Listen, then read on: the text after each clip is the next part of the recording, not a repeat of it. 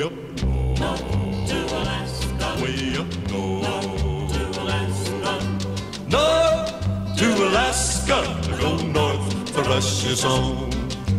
North to Alaska. Go north, the rush is on. Hello, welcome to the third episode of North Cabin Fibercrafts. I'm your hostess Lori, and I'll be taking you on the journey along with me. Welcome back to those of you who might be returning, and also welcome to those of you who may be new. Thank you. Thank you for watching. The Wild this week is an update to the adventure details of getting ready for Alaska. As some of you might know already, this is going to be about a 6-week trip to Alaska. We've purchased a boat, we're gathering supplies, and it's my job to plan the menu. Now with that said, I have no idea, as I've mentioned previously, on how to shop, pack, and cook out in the bush of Alaska. So this is where I'm going to look to help from you all. As you might know, we're going to have coolers and probably a lot of boxed goods and canned vegetables and what have you. I would guess that eggs, meat, and fresh vegetables won't last that long. So we'll need to consume those in the first week or so. Then you have, John says it won't be like we're never going to see civilization, stores, gas stations, and what have you along the way. There will be some. It's just that we won't be able to plan to be visiting them. So in the meantime, I'll have to figure out how to manage meals. This is where I'm going to ask you guys to participate. We're going to make this fun. And also, my way of getting assistance on planning these menus. I've opened a thread in the Ravelry group for North Cabin Fibercrafts, and what I'd like you to do is go to the thread that is named Camp Cooking, enter your ideas for either grocery items, definitely meals, mostly dinners. I'm pretty sure I can handle breakfast, and lunches will be leftovers maybe from the night before, and also, you know, lunch can be peanut butter and jelly or whatever. So I'm not that worried about lunches. The main thing is going to be preparing dinners. So what I'd like you to do is go to that thread, enter your ideas. The more the merrier. Enter as many as you would like. And probably mid to late May, I'm going to do a prize drawing. Random number generated, and choose one or maybe even two viewers that have entered their comments, thoughts, and menu ideas, and give you all a prize. I'm not sure what the prize is going to be yet, whether it's going to be a donation from a viewer or something from my shop, maybe something that John has made that is fiber related. And I wish you all luck. Please participate. I need your help. The wacky, which is the next segment, is just life stories. As you can see today, I didn't have a little sidekick. The little Chico Chihuahua's over there taking his daily nap, and I was going to have my really old adopted cat make his appearance, but as it would happen, I think age is setting in and he's not feeling well. I really think that before we make this trip and adventure to Alaska, he may be put to sleep. Now, right now, I'm just letting him live out his life in luxury and comfort and good canned cat food. His name is Felix. Like I said, he was adopted.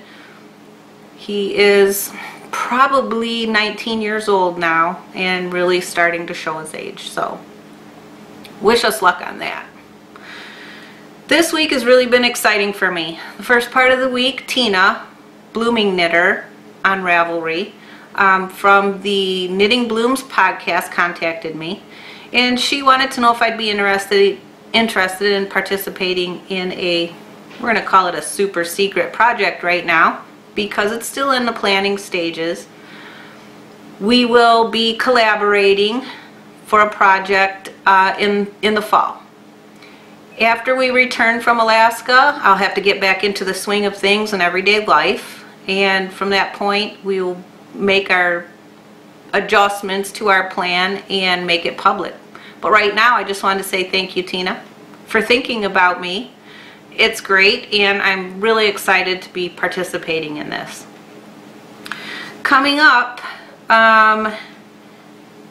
Tina also has a knitting retreat called Knitopia, and it's out in the eastern part of Michigan near Port Huron.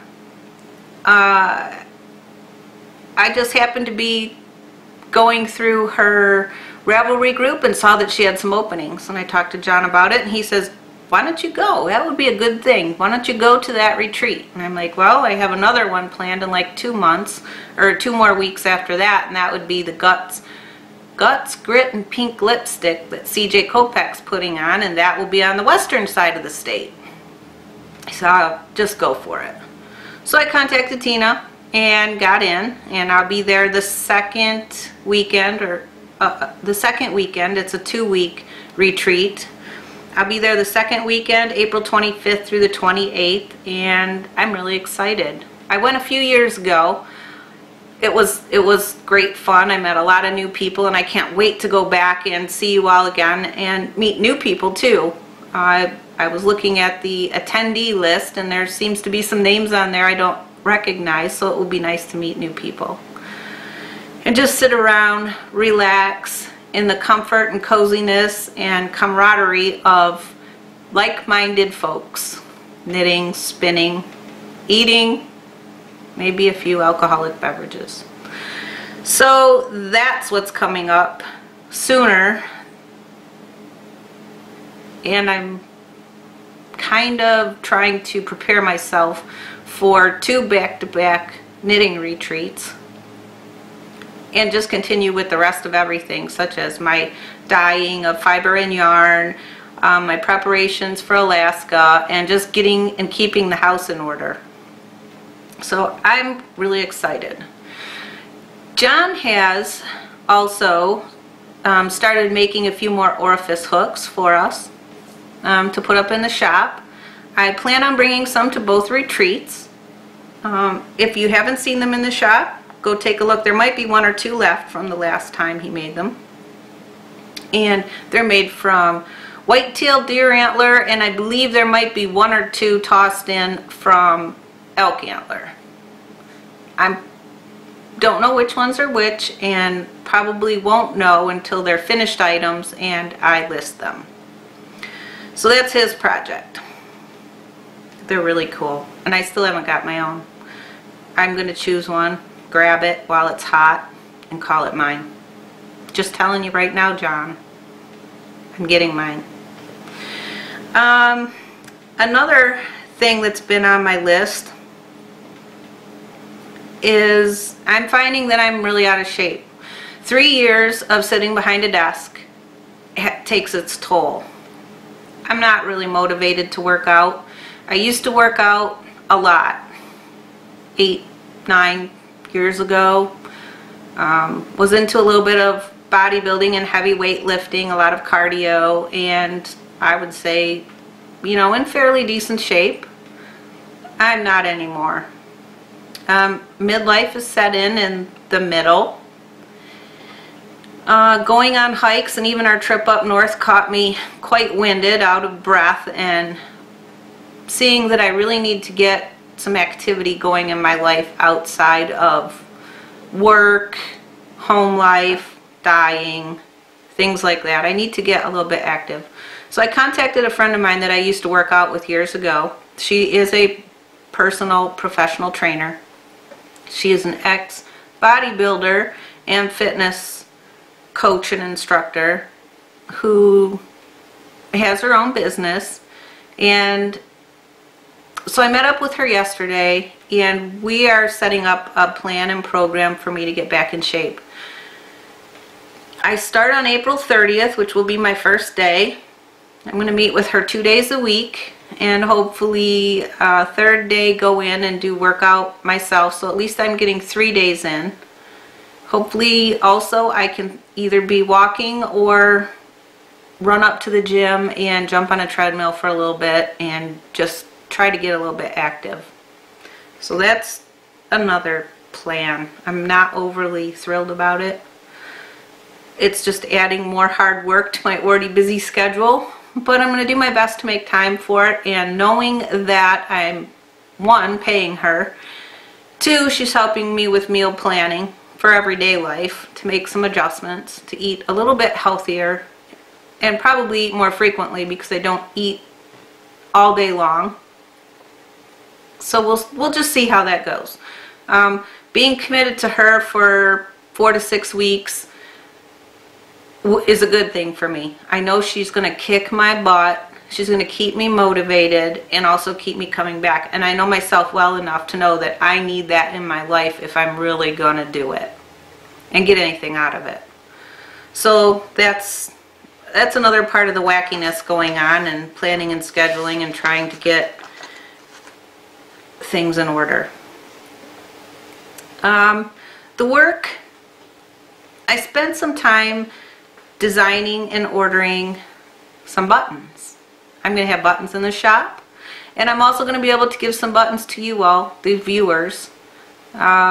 Maybe throw in a little giveaway or whatnot for the first few people who purchase something from my shop. You will get a free button once they come in. I'll be sure to let you know. They're really cute. So that's about it for the business part of things. There's just so much going on, I can't keep track of it all. Trying to die at every opportunity and build enough inventory to take with me on both of my retreats and also be able to keep stuff in the shop. The reason for doing this and working from home soon will be to generate income for Alaska, whether it's to go for this trip, which is part of it, also have some added income when we return, and to be able to save for next year. As I've said before, this is kind of a 3-year plan. This year we're going to scout out property, and it's going to be an adventure for me. I've never been to Alaska. I'm a little bit nervous, but I think I'm way more excited than I am nervous. So I really don't know what else to say other than the 3-year plan, it again will be to scout out property, hopefully find something, either with or without a structure on it. Next summer will be to, hopefully if we can save enough and get everything all in order, will be to build or reconstruct or make it ours, make our place ours on the property, and that may take a few months to do, so it's going to require a bit of income saved up to live off of. And the third year, part of the 3rd year plan, it could be the 4th year, but we would definitely like to stay there and try and do a full 12 months through the winter, through the darkness, and keep our sanity. This is where the knitting and spinning and dyeing and stuff comes in for me, is that I will have something to do. I will always have something to do. I am pretty much of the sort, I don't sit around. When I'm sitting and watching TV, I'd rather be knitting or spinning or something. It's really hard for me to just sit there because I think of all the other things that I could be doing along with watching a good TV show. But we'll just see how all of that goes. This week, well, April 15th actually, which is tax day, and I hope you all have yours done. That's my goal for this week, is to get mine done. I haven't done it yet. I do believe I'll have to pay this year, so I am procrastinating just a little bit. But I'm going to do my shop update on Monday the 15th. I don't know how much I'm going to have in the shop. Right now I don't have that much ready to go, so you know, I can show y'all what I have right now. Again, this episode, or this portion of the podcast, is the woolly, which is dyeing and spinning mainly. So what I have so far is I have a couple in my Iditarod base, which is the sock yarn at 450 yards, and this one's going to be called Torty for tortoiseshell cats. I really think it totally depicts a tortie. It was a solid yellow base that I dyed, and then I over dyed that with a toffee, so it made a golden tone in the toffee. I then went over that again with a darker brown, and I really wasn't happy with it, so I added yet another layer, which was the black. So I have some black into gray, and I really love this. Let me open one up here for you. I think the color is just wonderful. And it reminds me of a tortie cat. So there's that one. I did 2 of those in the Iditarod, which is 450 yards of the sock weight. 75% superwash merino, 25% nylon. I also did one in the worsted, which is base camp. And I forget how many yards. 250 yards of 100% superwash merino. Along with the tortie cats, I did one other colorway in that, which was gray, black, and brown, with leaving a lot of white in there. I'm not sure what I'm going to name this one. Like I said, the other one will be called Tortie. This one may just be called Calico. How's that? Having a little bit, excuse my reach, having a little bit more fun, I dyed up a solid charcoal gray. Just one skein in the sock weight, Iditarod. Again, goes perfectly with this if you wanted to do a combination. Put 2 together. Or I took that solid, another one of those solids, and I over dyed it with a bright blue, and actually this here is, or was, a hot fuchsia. The hot fuchsia went a little bit purple, and a deepened, darkened, very jewel tone. Not sure how well you can see that on the camera. And then we have the blue here, and plenty of that same charcoal gray kind of in the background. So this was over dyed a couple times to get that effect. Again, these two go very well together. I did the same thing with one of the worsted weight in base camp, 100% superwash merino, 250 yards. Same colorway. It doesn't have a name yet. It hasn't sprung up on me to say I'm going to call you this. I did one also in the same sock weight base of a charcoal gray, but this one is a kind of tonal charcoal gray. I over dyed it with a really, really bright sky blue and a darker blue, the same blue that I also put in here is on this one, but because the base was so much darker and tonal, it took quite differently. This is a really pretty color. It's just subtle shades of color. I got kind of bored with the dark stuff, so I wanted to go fluorescent. So I did. I took some hot fuchsia pink and dyed that with some gray, the pink, left white areas, and then a few big blocks of black. I haven't reskeined any of these yet. Just haven't had time. This one is minus the gray. It is the pink, the hot pink, white with the big blocks of black in it. This is again on the Iditarod sock base, 450 yards. I will have that available for the shop update on April 15th. I plan on having a few more items in there. I'm working on it, still playing around with the warping board and ideas for self-striping. I haven't had a lot of time for that. It's definitely on my list, and between that and filing taxes for this week, I think I'll be pretty much consumed with all the work I can handle. Then we have the next segment, which would be the woods, and again, I was going to leave this segment to John and any interviews, ideas, conversations with him, and we've just been too busy lately to really tackle that. So I really don't have much to put in this segment for him.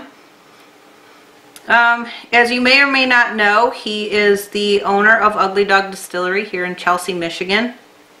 Recently he did a taping, well, it was several months ago he did a taping, but last weekend was the first airing on the public broadcast network or channel for what's happening in Chelsea, Michigan. It's Under the Radar Michigan. I'll put a link in the show notes so you can go right to their webpage and click on it and watch it. There's a couple different places in Chelsea that were featured, which was Jiffy Mixes, the little boxes of Jiffy Mixes. They're located in Chelsea. Common Grill, which is a really popular restaurant in Chelsea, and Ugly Dog Distillery. So you'll be able to see Ruger. Ruger's not an ugly dog.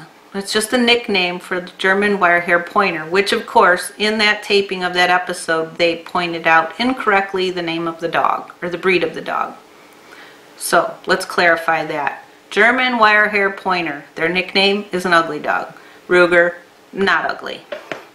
He's really cute. Moving on to the wish list, things I've found for the business or where to find it. Probably the only thing I have to add for this portion is I ordered buttons. I got them from justbuttons.org, I believe is the web address. They have all different kinds and sizes.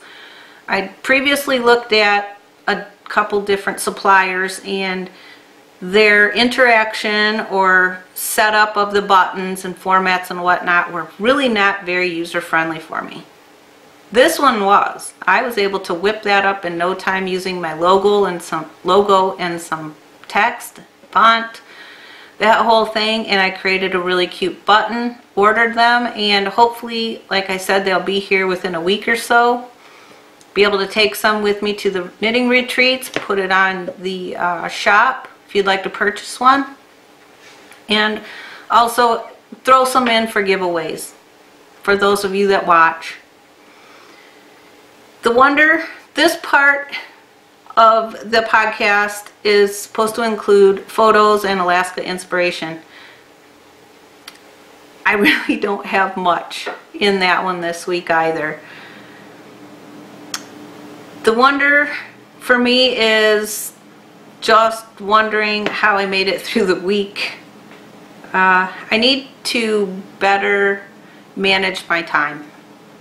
I need to plan it, write it down, stick to it, write it on a calendar, a day planner, something that I'm able to accomplish goals all week long. Soon I'm going to be including in that obviously the workouts, and I have to, keep up with the planning of the whole Alaska project and trip. I guess that's going to about wrap it up for today. I guess this is sort of a short episode. Again, I'm still nervous. This is only my third episode, and regardless of how many takes I start and how often I keep trying to do this, I'm just still really nervous. Maybe it was too much coffee today. It's Sunday. Sunday, April 7th to be exact. April 7th. Hopefully I can get this edited tonight and even uploaded tonight. You can find it on YouTube. You can find it on my blog at northcabinfibercrafts.blogspot.com. and I'm going to try really hard to get it onto iTunes. Who would know that that's such a difficult project to find really simple syndication and put it up there. It's a learning experience. It's a learning curve. I'm going to do my best to get it up there this week and see how we can progress from that point. I'll keep you all posted when it goes to iTunes so that you can subscribe from there.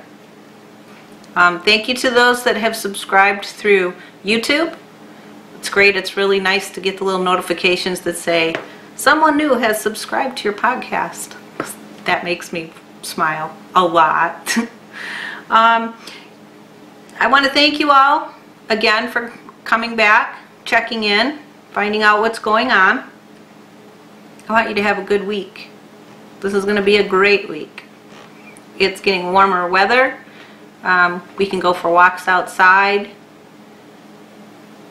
It's daylight longer. And I think spring is actually right around the corner. I was noticing some blooms of leaves on my trees, a couple of my trees out in the front yard. And every day I walk out and they're bigger and bigger and bigger. And next thing you know, we'll have leaves. It's going to be great. I can't wait.